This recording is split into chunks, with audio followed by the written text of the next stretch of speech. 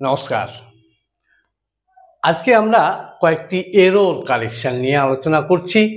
Error collection বিশেষ করে SSC, CGL, CHSL, MTS এবং জিডি বা সিপিও, সিডিএস, ইউপিএসসি রিলেটেড যে পরীক্ষাগুলি আছে যেখানে এরর কালেকশন আছে, সেই এরর কালেকশন নিয়ে আজকে আমরা আলোচনা করছি। এখানে 5টি এরর আছে। 5টি এরর খুব ইম্পর্টেন্ট। এই সেন্টেন্সগুলি আমরা এখানে কি কি এরর আছে সেগুলো আমরা আজকে আলোচনা করব।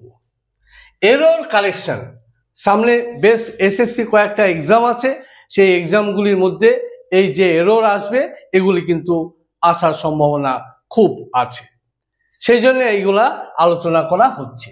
তো এরর কালেকশন এখানে নাম্বার 1 কি বলছে?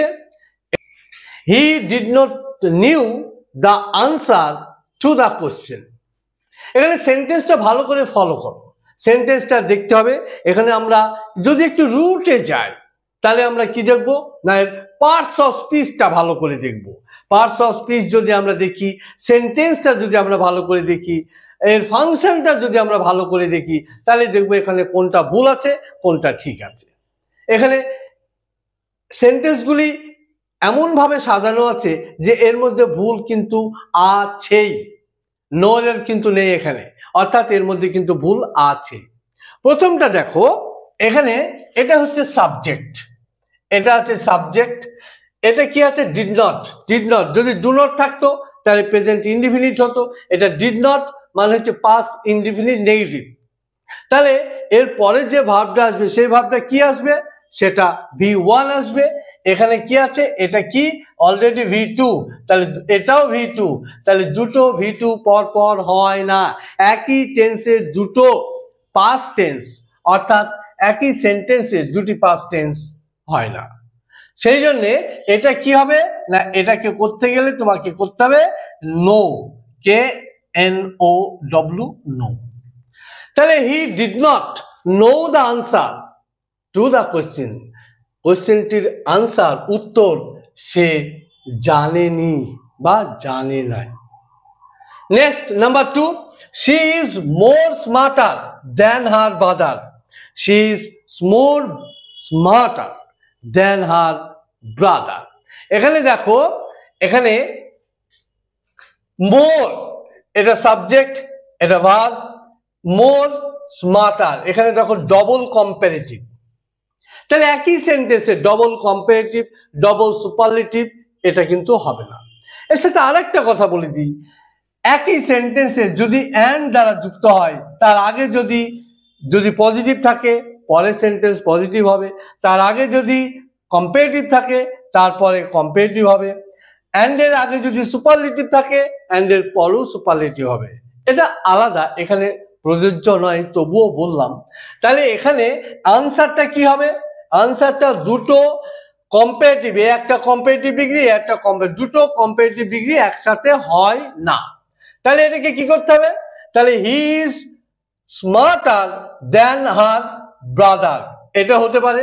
বা এটা হতে পারে he is more smart than her brother. তাহলে এখানে দুটো হতে পারে। তাহলে এখানে আনসার দুটো কি হতে পারে? আনসার দুটো স্মার্ট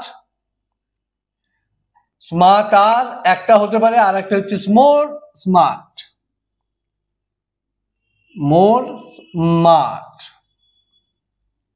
এই দুটো হতে পারে, যেটা খুশি সেটা তুমি ইউজ করতে পারো। নেক্সট নাম্বার কি আছে? The furnitures are expensive. Furniture গুলি হচ্ছে খুবই মূল্যবান।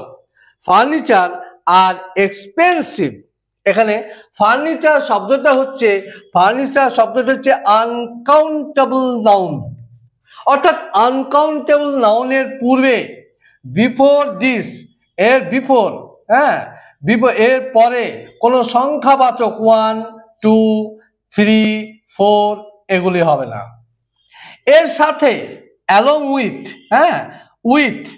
উইথ এর সাথে এস অর ইএস যুক্ত হবে না।